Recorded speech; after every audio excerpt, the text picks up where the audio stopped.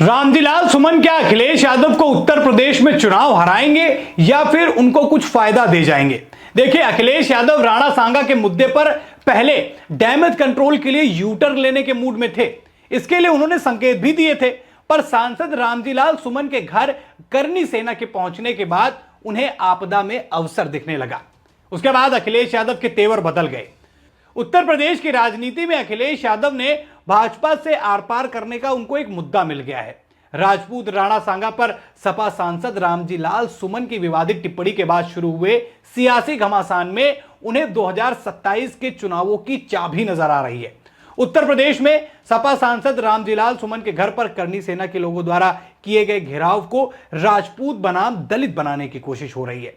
अखिलेश की रणनीति कितनी सटीक साबित होगी, खैर ये तो समय बताएगा, पर इतना तो तय है कि अखिलेश बीजेपी को चिंता में डाल सकते हैं। 2024 के लोकसभा चुनावों में विपक्ष ने बीजेपी को संविधान विरोधी, आरक्षण विरोधी साबित करके नुकसान पहुंचाया था। जाहिर है कि बीजेपी कतई नहीं चाहेगी कि 2027 के चुनावों में भी इस तरह का माहौल बन सके। अब अखिलेश यादव के राज्यसभा सांसद रामजीलाल सुमन पर हुए हमले के बाद इसको वो एक अवसर में देख रहे हैं, क्योंकि प्रदेश की राजनीति करने के लिए दलित वोटरों का सहारा लेना बेहद जरूरी है। और इस घटना को अखिलेश यादव इस तरीके से दिखा रहे हैं कि जिससे उनके हाथों में दलित वोट उनके हाथों में आ जाए। अखिलेश यादव लोकसभा चुनाव में पीडीए का दम इससे पहले एक बार दिखा चुके हैं, इसलिए उनके थोड़े से तेवर टाइट हैं। लोकसभा चुनाव में समाजवादी पार्टी को बीजेपी से अधिक सीटें मिलने के पीछे यही माना गया था कि दलित वोटों का ध्रुवीकरण समाजवादी पार्टी की तरफ से हुआ था। मुसलमान तो समाजवादी पार्टी के साथ रहते ही हैं। मायावती उत्तर प्रदेश की राजनीति में लगातार कमजोर पड़ रही हैं। बीएसपी का वोट प्रतिशत भी घटता जा रहा है। पार्टी का वोट शेयर पिछले लोकसभा चुनाव में घटकर 9.4% रह गया था। बीएसपी के कोर वोटर जाटव भी उनका साथ छोड़ सकते हैं। ऐसी दशा में अगर उत्तर प्रदेश की राजनीति में राजपूत बनाम दलित होता है तो निश्चित रूप से समाजवादी पार्टी को फायदा होने वाला है। लेकिन यह नैरेटिव कितना सही बैठेगा यह तो आने वाला समय बताएगा। बात बुधवार 26 मार्च को राणा सांगा को गद्दार बोलने वाले समाजवादी पार्टी के राज्यसभा सांसद रामजीलाल सुमन के यहां आगरा रेजिडेंस पर करनी सेना के समर्थक पहुंच गए। कहा जा रहा है कि करनी सेना के समर्थकों पर पत्थरबाजी भी हुई। यूपी के सीएम योगी आदित्यनाथ भी शहर में एक कार्यक्रम में मौजूद थे, जो अखिलेश यादव राणा सांगा के मुद्दे पर पहले डैमेज कंट्रोल के लिए एक ऐसा ट्वीट कर चुके थे जो सीधे सीधे यूटर्न था। रामजीलाल सुमन के घर करनी सेना के पहुंचने के बाद उन्हें आपदा में अवसर दिखने लगा। उसके बाद अखिलेश यादव के तेवर पूरी तरीके से बदल गए। आगरा जो है वो दलित राजनीति का अब एक नया सेंटर बन गया है। सपा सांसद रामगोपाल यादव रामजीलाल सुमन के घर पहुंचे और कहा कि रामजीलाल सुमन दलित ना होते, अगर उनकी बिरादरी के होते तो हमला ये लोग करते, मतलब ऐसा सवाल किया। ये पूरे पीडीए पर और पूरे दलित समाज के ऊपर हमला है, ऐसा उन्होंने कहा। अखिलेश यादव ने भी सोशल मीडिया पर पोस्ट पर इस हमले को पीडीए से जोड़ दिया। इसके बाद रामजीलाल सुमन भी चौड़े से कहते हुए देखे जा रहे हैं कि राणा सांगा को गद्दार कहने पर माफी मांगने का सवाल ही नहीं पैदा होता। जाहिर है समाजवादी पार्टी राणा सांगा विमर्श को दलित विमर्श में बदलने की कोशिश कर रही है। इसके लिए पूरी पार्टी रामजीलाल सुमन के साथ खड़ी हो गई है। अखिलेश यादव की कोशिश है कि यादव मुस्लिम के साथ साथ दलित वर्ग को वो अपने साथ जोड़ लें। लेकिन इसमें भी सवाल यह पैदा होता है कि क्या अखिलेश यादव ने राजपूत वोटर्स की चिंता छोड़ दी है? देखिए, इसमें कोई दो राय नहीं हो सकता कि समाजवादी पार्टी के लिए राजपूत कभी आधार हुआ करते थे। 2012 के विधानसभा चुनाव तक भी छतरी वोटों पर सपा की पकड़ मजबूत थी। अखिलेश यादव के मंत्रिमंडल में ही 11 ठाकुर थे और इस बात के सबूत हैं कि समाजवादी पार्टी को राजपूत वोटों पर भरोसा रहा है। अखिलेश यादव की सरकार में रघुराज प्रताप सिंह उर्फ राजा भैया, विनोद कुमार सिंह उर्फ पंडित सिंह, अरविंद सिंह गोप, राधे श्याम सिंह, राजा आनंद सिंह, योगेश प्रताप सिंह, राजा महेंद्र अमृदन सिंह और उनके साथी मंत्री मिला के कुछ 11 ठाकुर मंत्री थे। मगर आज स्थितियां बदल चुकी हैं। अखिलेश यादव समझते हैं कि राजपूत और अब समाजवादी पार्टी को वोट नहीं देने वाले। इसके पीछे का कारण है योगी आदित्यनाथ राजपूत कुल से आने वाले हैं, जो कि उत्तर प्रदेश की राजनीति में ठाकुरवाद का उनके ऊपर एक आरोप भी लगाया जाता है। दूसरा, अगर यूपी में विधानसभा चुनाव में योगी बनाम अखिलेश हो जाता है तो उत्तर प्रदेश के राजपूत तन मन धन से योगी के साथ होंगे। शायद यही कारण है कि अखिलेश यादव ने राजपूत वोटरों की चिंता छोड़कर दलित वोटों पर फोकस करने की सोची है और इसीलिए वो रामजी लाल सुमन को इस तरीके से दिखा रहे हैं कि ये दलित नेता हैं, इसलिए इन पर हमला हुआ। अब बनते बिगड़ते हुए इन समीकरणों के बीच मायावती की टेंशन क्यों बढ़ रही है? उनकी टेंशन इसलिए बढ़ती जा रही है कि अखिलेश यादव की इस रणनीति का असर इससे समझ में आता है कि यूपी में दलित राजनीति की मसीहा कही जाने वाली बहुजन समाज पार्टी की सुप्रीमो और उत्तर प्रदेश की पूर्व सीएम मायावती के माथे पर भी चिंता की लकीरें आ गई हैं। सांसद रामजी लाल सुमन के घर पर हुए हमले को लेकर मायावती ने अखिलेश यादव पर निशाना साधा। एक्स पर 30 वर्ष पुरानी घटना का जिक्र करते हुए उन्होंने समाजवादी पार्टी से पश्चाताप करने की मांग की है।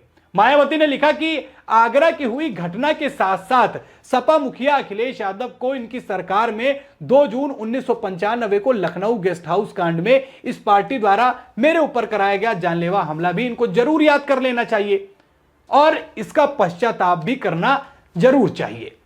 उन्होंने दूसरी पोस्ट में कहा कि अगर आगरा की घटना के आड़ में अब सपा अपनी राजनीतिक रोटियां सेकना बंद करे और आगरा की हुई घटना की तरह यहां दलितों का उत्पीड़न और ज्यादा ना कराएं।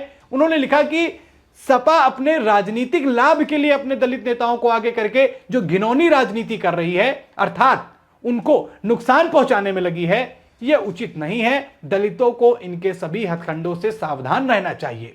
आगरा की हुई घटना बहुत ही चिंताजनक है, ऐसा मायावती लिखती हैं। मायावती की चिंता यह दिखाती है कि अखिलेश यादव का तीर निशाने पर लगा है, लेकिन यह कहीं दांव उल्टा ना पड़ जाए क्योंकि मायावती एक्टिव होती हुई नजर आ रही है और अमूमन यह माना गया है कि मायावती जब जब एक्टिव होती है फायदा बीजेपी को होता है। देखिए, मायावती तो अपना किला बचाने सामने आ गई हैं। हालांकि बीजेपी ने अभी इस पर कोई भी प्रतिक्रिया नहीं दी है, पर बीजेपी कई प्लान एक साथ लेकर चलती है और हो सकता है कि राणा सांगा के मुद्दे पर भी उसके पास प्लान बी और प्लान सी भी हो, जो आने वाले दिनों में दिख सकता है। इसीलिए कहते हैं कि बीजेपी के रणनीति का किसी को कुछ पता नहीं होता और इसीलिए देश के अंदर वो सबसे सफलतम पार्टी बनती जा रही है। पिछले साल हुए लोकसभा चुनाव में बीजेपी के 400 सीट वाले टारगेट को दलित वोटों के चलते ही भट्टा लग गया था उसमें। उसके बाद ही कांग्रेस और राहुल गांधी जिस तरह दलित वोटर्स को लुभाने की रट लगाए हुए हैं, वो बीजेपी के लिए अक्सर मुश्किल खड़ी हो जाती है। गृह मंत्री अमित शाह के लोकसभा में दिए गए उस बयान को आपको याद हो, जिसको तोड़ मड़ोड़ कर विपक्ष ने इस तरह हमले किए कि शाह को सफाई देने के लिए जो है पीसी करनी पड़ गई थी। दिल्ली विधानसभा में सीएम कार्यकाल से बाबा साहब अंबेडकर की फोटो हटाने पर भी रेखा गुप्ता सरकार को डैमेज कंट्रोल करने के लिए दूसरी दीवार पर फोटो लगानी पड़ी। अब रामजी लाल सुमन के मुद्दे पर भी सपा बीजेपी को घेरने की कोशिश कर रही है और अपने पीडीए फॉर्मूले को चमकाने की कोशिश कर रही है। लेकिन मायावती का एक्टिव हो जाना और 1995 यानी 1995 की उस घटना का दोबारा याद दिला देना अखिलेश यादव की इस राजनीति पर भारी पड़ सकता है। और साथ ही साथ अखिलेश यादव के सांसद कोई पूरी तरीके से उस घटना के बाद से कोई ऐसा नहीं कि उनकी पुरानी चीजों को कोई भूल गया है, वो चीज याद है। और ऐसा नहीं है कि राणा सांगा का समर्थन केवल राजपूत वर्ग ही करता है, ऐसा नहीं है। इसका बहुत बड़ा प्रभाव ब्राह्मण वोटर्स में भी देखने को मिलेगा और इनकी कमियों का ही नुकसान, यानी अखिलेश यादव की जो गलतियां हैं उसका ही नुकसान उनको देखने को कब मिला, जब आता है उत्तर प्रदेश में उपचुनाव में अखिलेश यादव की हालत ऐसी नहीं होनी चाहिए थी जैसी उनकी स्थिति पहले, क्योंकि मजबूती में आए थे वो तो 2024 लोकसभा चुनाव में। तो अखिलेश यादव की वो गलतियां कहीं ना कहीं उनके लिए मुश्किलें बन जाती हैं। जब वो हवा में तैरने लगते हैं तो जनता उनके पैर पकड़कर जमीन पर ले आती है। और अब यही वो समय मुझे लग रहा है कि जिस तरीके से पीडीए का नाम लेकर रामजी लाल सुमन के उस बयान को ढकने का प्रयास किया जा रहा है, रामजी लाल सुमन को जिस तरीके से कवर करने का प्रयास किया जा रहा है, पीडीए की राजनीति चमकाने का प्रयास किया जा रहा है, कहीं यह दाव अखिलेश यादव के लिए उल्टा ना पड़ जाए। क्योंकि देश के वीर सपूतों का कोई धर्म जाति से लेना देना नहीं है। हालांकि उसे छत्री और ठाकुर से ये सब जोड़ना वो अलग की चीज है, लेकिन ऐसा नहीं है कि ब्राह्मण वोटर से इन सब चीजों से ताल्लुकात नहीं रखता, ऐसा नहीं है कि यादव वोटर से इन चीजों से ताल्लुकात नहीं रखता। अगर इस तरीके की चीजें होती हैं तो उसका गलत इंपैक्ट देखने को मिलता है। एक तरफ जहां उनको महान या फिर उनको एक तरफ महान और गद्दार बनाने वाली जो राजनीति चल रही है दोनों तरफ से, उसका प्रभाव भी देखने को मिलेगा। और लोग आज के जमाने में इतना समझदार हैं, उनको पता है कि कैसे किसको कितना वोट देना है, और अखिलेश यादव सही कहीं ना कहीं इस मामले में फंस जाते हैं। वो मैंने एग्जांपल आपको दिया उत्तर प्रदेश में उपचुनाव में। तो क्या रामजीलाल सुमन के द्वारा दिया गया ये बयान, फिर उसके बाद उस पर उनको कवर करने के लिए पीडीए की चादर, क्या अखिलेश यादव को प्रदेश की राजनीति में कोई पॉजिटिव रिस्पांस देगी, या फिर 2027 में तीसरी बार उत्तर प्रदेश के अंदर भारतीय जनता पार्टी सरकार बनाएगी और योगी आदित्यनाथ ही सीएम होंगे? अपनी राय दोस्तों कमेंट में जरूर बताइएगा। खबर में इतना ही। वीडियो को लाइक और शेयर करें, चैनल पर नए हैं तो चैनल को जरूर सब्सक्राइब करें। फिर मुलाकात करते हैं नई खबर में। इस खबर में इतना ही। धन्यवाद।